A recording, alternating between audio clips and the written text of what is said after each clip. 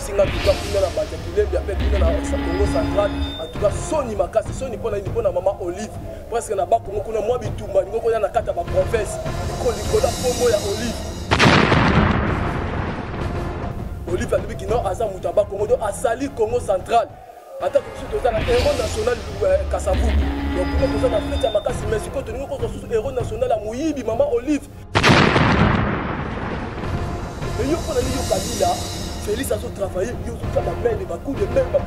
il a fait salité. Il a fait cette semaine de Sobanda au Kokangama.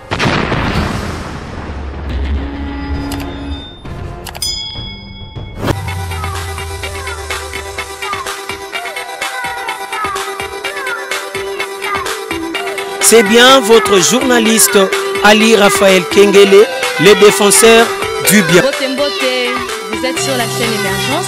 Une chaîne qui vous pousse à aller vers le haut. Abonnez-vous très nombreux à notre chaîne et surtout mettez une pouce.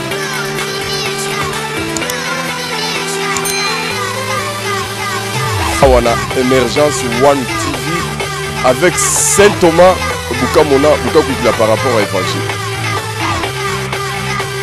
Surtout Bolanda Rabiso na l'information to pesa Rabino vraiment te lo baratango surtout na bana ba diaspora na biso esika na surtout bozali longo na pe mbote mingi parce que bozo encourager biso na ba information to pesa bino pe ba ndeko na biso ba combattant ba maman na biso merci na bino pe bozo encourager biso na ba information attaque biso ba chaîne lelo to telemi pona koloba makambo etali mboka na biso en tout cas merci mingi esika nyonso bino bozali en tout cas mbote na bino vraiment ko saranate vraiment na ba information na ngai na bandi ko dénoncer pe na bandi ko loba ngo vraiment en tout cas bande ko na ngai ya ba Congo pe ba notable pe ba chef coutumier ya ba Congo en tout cas ba bengi ngai pe ba bisi ngai ko loba annonce oyo pesa annonce oyo attaque moi na Mbanza Kilembi ba bisi ngai en tout cas kuna na Mbanza Kilembi après kuna na Congo central en tout cas soni makasi soni pona mama Olive presque na ba Congo kuna mwa bitumba ngoko na kata ba province likola kombo ya Olive Olive alobi kino aza mutaba Congo do asali Congo central attaque biso toza na héros national Kasavubu donc on est na fête ya makasi mais siko toningo ko susu héros national a Muyibi mama Olive yango moni bana Mbanza Kilemba ti bande ko na biso yema matadi boma en tout cas ba siliki makasi yango moni ba notable ba chef coutumier ba bengi ngai ba bisinga ke non combattant biso mokonza mboka loba annonce oyo publier annonce en tout cas to yebi Olive azali mwana na biso ya ba Congo te Olive aza mwana na biso ya ba Congo te. Vous comprenez? Biso na ba Congo ba kombo na biso ebandi ba matadi wamba ba mwana nsembi ba matondo ba makanza ndeti nga mo nazali 100% ya mutandu kombo na ngai matadi Eric masiala biso ba kombo na biso banaka na ba mama na Olive a ko yebisa biso mama na ye kombo na ye nani il paraîtrait que mama na ye apese kombo Catherine Manzo Kouri Riza na ba Congo to yebi so yete na ba batela la bate na ba Congo to yebi so yete donc bazui Manzo bakoti na katikati wana donc bapesi kombo ya Catherine Manzo Kouririza donc biso kuna toyebi na biso yete na kata ba Congo kuna yango comprendre que non donc comprendre que ba notable na biso kuna ya ba Congo ba chef coutumier ya ba Congo ba siliki makasi babi Olive asa biso te babi mukondi liso mokonza mboka loba na bandeko na biso ba Katange bandeko na biso ba Kasayer bandeko na biso ba Kinoa Olive asa biso te tala kombo mama na Catherine Manzo Kouririza na pese komo na ba Congo kuna ba luki pe village na kuna ezalité yango tozo annoncer na bino aza mwana na biso te asali peuple congolais ya kosakana te yango to ebite non tozo bango lisu likolo na lisu yango comprendre même mubali na ye oyoki tout d'abord ba lubi que mubali semaine prochaine aza na danger kanambe Hippolyte mwana Kazembele tozo kota semaine prochaine aza na danger donc aza même il aurait soit rappelé à bisi que yo aussi au konjotiki yango voilà seulement ya kimia président a une espèce kuna na Kisasa mais yo pour ne se déranger au moninga Edouard au moninga le reste na so travail mais tala Edouard dos Santos avant ni kimia atiki nga travail dans le calme après sur exemple Obama les États-Unis kuna banda longwa avant to travailler Trump mais après sur exemple il y a président il y a Brésil il y a Portugal ba fani na bango calme mais yo pour na ni yo Kabila Félix a travaillé, il a travaillé, beaucoup de même, il belé salité. Il y a cette semaine, il y a Okokangama, malheureusement, il y a Okokangama. Et ça, il Fatih Betonté. Et ça, il y a comité international, il y a Afrique, il y a RDC. Au moment où Congolais belé, au moment où Africain belé, et puis au moment d'espère, le rose a été polé la semaine prochaine on a danger à makasi yango so comprendre que tenant Kabila quoi comprendre déjà qu'il y a ceux qui yango moni que mbangu mba pas chadrai akim pas chadrai na bango kuna ba ke yokana au bombanga il paraît que Kabila le bala qui pas ya kimbuta ozo mona sika Kabila komi Kabila là qui pas kimbuta comme là alonga qui l'église catholique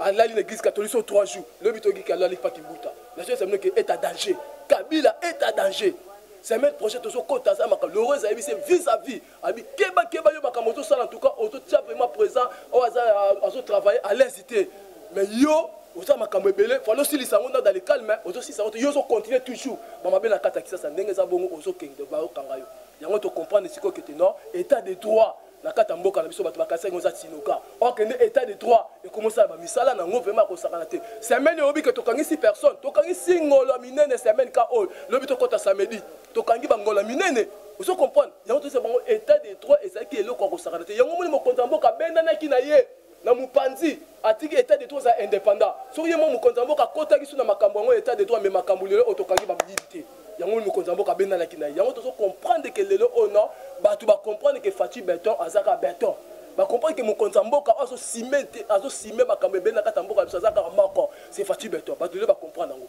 état de droit ne so kanga batu ça président de la république yango mo to ça banque ba ko kanga masinga matembele na bisa kabino que toza na 65 invitations batu ba molaki ngana zo sala théâtre ministre justice n'a pas invitation à quoi de quoi à PC motonio surtout invitation na on est soit qui crime na kata mboka na biso de leçon mon résultat ba ka invitation ngo hein même tout le monde batala muka même tout le monde même ba on a baza ba invitation na ba na kata maboko yango so comprendre lelo la muka na landa ki lobi télévision réflexion TV Nathalie lobi la muka so ça la propagande alobi que biso pe la muka to soutenir Fati Béton na ba action na ye nyonso au moins est-ce que la muka komi au moins que babouya qui n'a pas marté faulu bande comme ça la muka babi que ba ko soutenir Fatina ba action na union surtout ba comprendre que marté faulu ça qui embrouiller banga distraire bango ba comme la simamu kwa tombolo mais na minute peut tout c'est 13 partis politiques ba longo ba moni que non FCC ça ba clan bandoki FCC ça clan o ba kangi mboka en otage pendant 18 ans ba c'est le locomotive ba ndeko na biso ba comprendre que non faut ba ya esika parti aux alliés sacrés parti au Mokontamboka azo kambeza sacré pe mboka au Mokontamboka azo kambeza sacré yango moni tous les Congolais basa derrière mukwa tombolo mwa mai Mokontamboka ba comprendre que tena to sunga fusion mutu oyo to soutenir ba projet mutu oyo asa makanisi moko malam yango moni bato ya lamuka lobby basali déclaration ba bi ke biso beto soutenir Fati à 100% na ba action na ye nyonso vous comprenez le sang likama kila suke gangi ba Rwandais basaki na biso ba Ugandais basaki na biso ba Tanzaniens basaki na biso eloko ni basali eloko ni ba fournir na kata mboka na biso soutien ni basali pour la mboka na biso mais comprendre kaka moi na mboka sali pas même 2 ans une année car on a quelques mois mais ça ba makamba fournir na kata mboka na biso asa féliciter mon canton mbolo moi mai féliciter Antoine Tshisekedi parce que comprendre que non qu'il faut le président yewana wa sengi na biso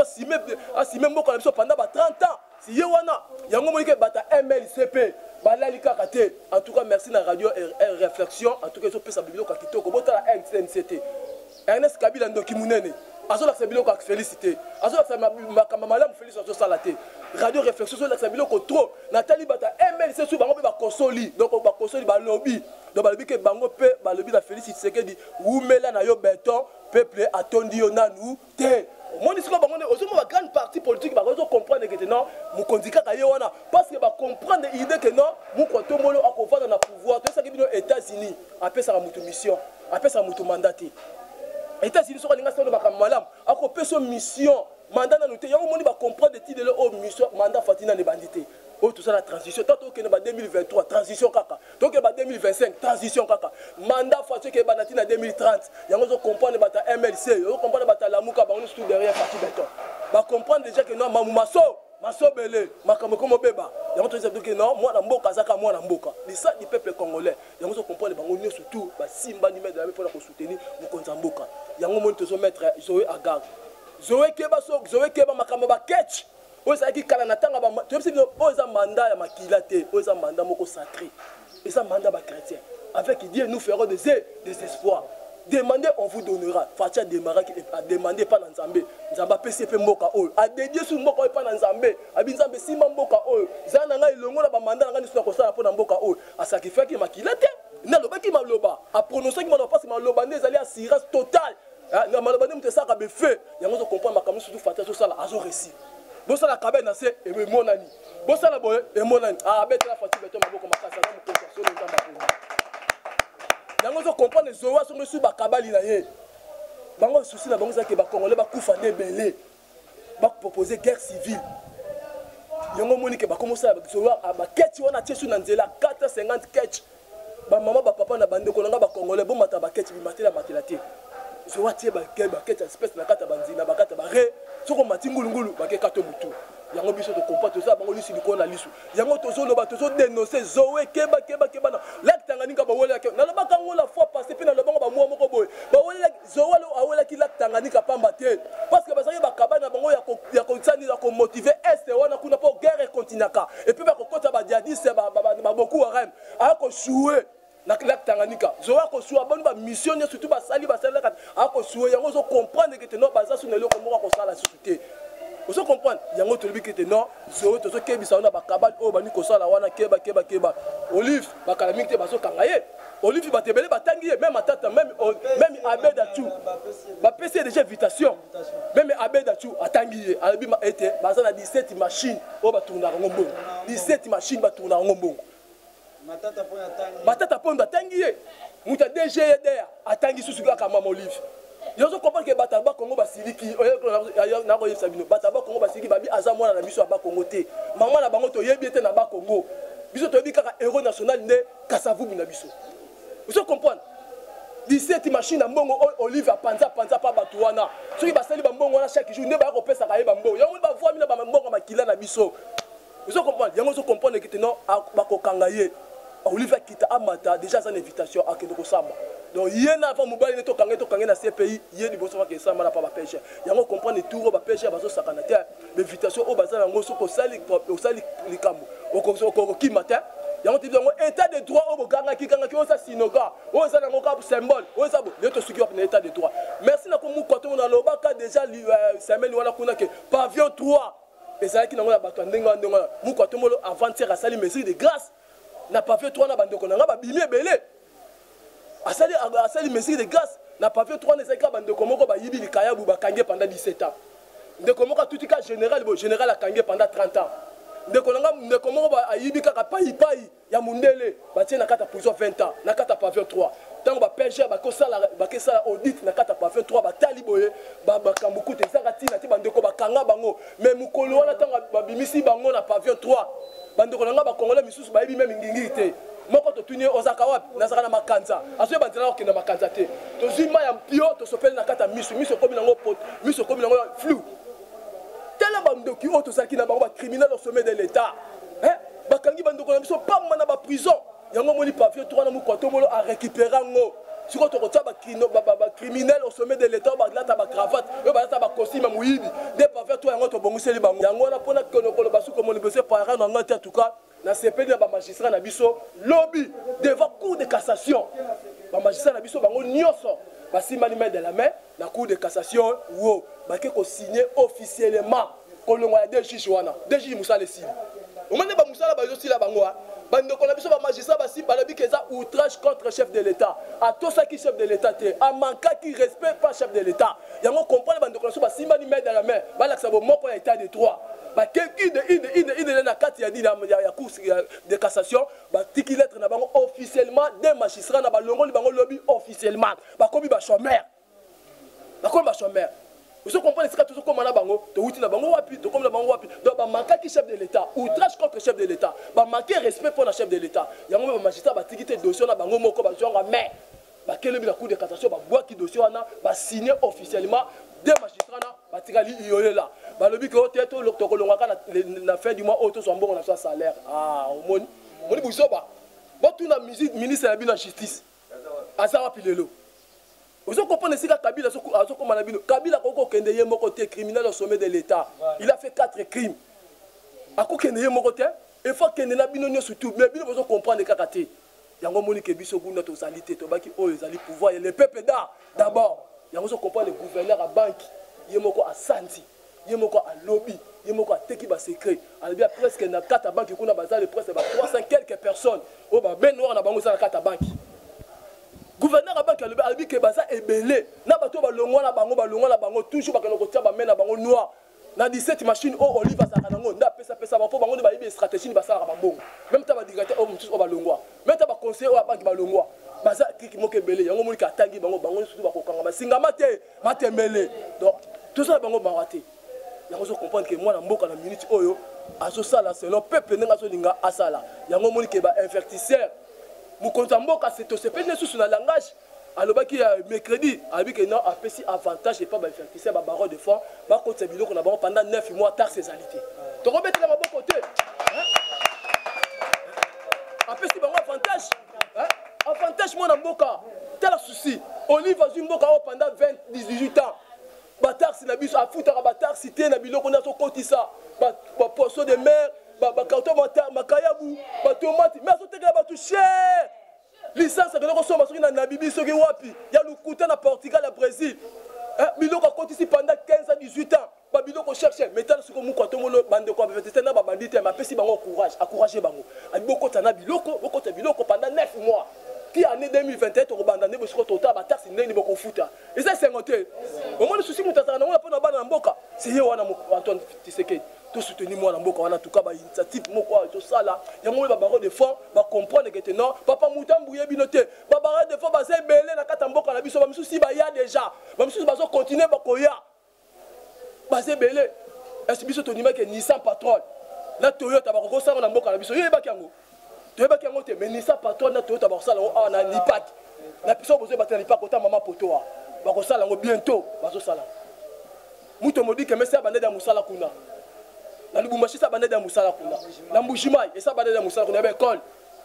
ozo comprendre donc tala bato esi bino boyaki même ta marque Tyson aza congolais bino boyebaki yango boyebi yango te ozomba bacongolais na biso netesi nde bavai ebele bakimba nde bacriminel oyoyo bana mboka boyoka tosakola tosakola te tikanga na sakola donc bamboka oh papa te tosambela mpona mokonzi ya mboka eutaki na libulu mboka se kundama nango banda kala me lokola fati azalaki na nzambe elongo nzambe azwi abimisi mboka oyo atomboli yango susu yango tokoma otala mboka oyo mboka osekendaki nango mpa barwandais mboka osekendaki mpa babungu te batanzania yo kofinga moko atombola mpona problème yango moli lelo bamemba wana bakoma comprendre yango moli bamoïse wana bakoma comprendre bakomandi ke fati akoumela makasi na pouvoir na ye yango moli ke lamuka alobi ke tosoutenir mokonzi ya mboka na baaction na ye nyonso tu msc elobi ke non fatina totondi yo te ozo comprendre bayebi ke bon mbemba mpe baza bainvitation il paraîtrait ke ndenge na yoki ndenge ndeko nanga moko inspecteur ayebisinga ke non mbemba na moïse bazolinga basala rencontre mo boye invitation bakutana fatina septembre oyo il paraîtrait que bayebi ke ba dossier grave parce que même basala pe crime na 4+1 boyebi yango même basala na kabila na 4+1 asaki ministre ya économie abomaki mboka kosakana te apui de ça ye nani moïse azalaki gouverneur na kata katanga basaki bacrime akosaka te batwaki mboka bazinisaki yango na kata se yango moi bazonga base réconcilier na kata mboka na biso babima bopeto yango moi bazosala tout bakutana faci beto faci asani akunda mabe nyonso tu oyo bango basala yango moi ke bakomoloba makambo faci kitoko même bakebisi me bajournaliste akebisi me bato abi makambo faci bolakisa yango temps en temps na radio na ngai to na télévision na ngai poni bazoswade poni po babi ke basala mabe babele na kata mboka oyo yango mona tuka bandeko na ngai te tosima na main de la main tosoutenir mwana mboka makambo eza bien d'ici pe tozokende septembre octobre bokomona social président to cordon to esabino de 9000 tonnes ya maïs ezotepa déjà na kata libongo bokomona na kata libongo ezotepa te tala saka masango tosomonta na 15 000 francs tokoteka à détail toboyi kosoma saki te ndeko ayeta na bikolo otekeli biso moko tozala lisu likolo na lisu toboyi kosomela biso sans saki okende kuna donc mpona lelo vraiment bandeko basindelinga mpona régie na biso vraiment bapile esili mais napesi mbote na nga mingi epa mama afaso en tout cas tozoyamba délégation moko donc ya kosakana te ya afaso bamama nyonso bazoya bakala mingi te awa en tout cas ekezala esengo moko mpe kozala plaire moko ake chalere donc tosimba bamama afaso oyo baza ide moko ya malamu ya kopesa kati na biso tolobaki yango keno afaso soki orate me mosala na kati ya parti afaso mpe eza misala ebele ozopesa biso ezaka afaso lokola mwana ya idps asa lokola mwana ya idps soki orate misala na idps na kati ya afaso mpe okoki kose retrouve yango mpe bamama bazoya mpe na makambo ebele ya kosala na biso awa tosoutenir bamama na biso yango napesi mama na ngai Brigitte Mwanza Kabeya ye ne coordinatrice nationale internationale ya moni mobimba mondial donc ye nde numéro 1 ya faso esika azali nzambe ayebana kopambola ye makasi epe topesi na PDG Waden Mulamba Mbote Patrick Mukadi Mama Nelly en tout cas esika ezali Boemani Silva esika ezali nzambe pe apambola bino vraiment en tout cas nzambe na biso asunga biso pona lelo nde tosuki na biso voilà.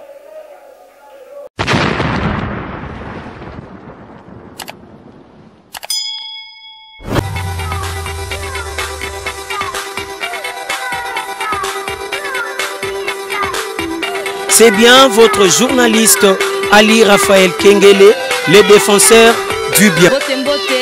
vous êtes sur la chaîne Émergence,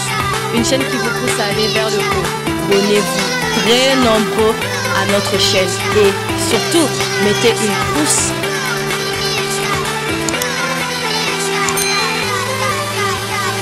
Awana Émergence One TV avec Saint Thomas Bukamona Bukakuitila par rapport à Évangile.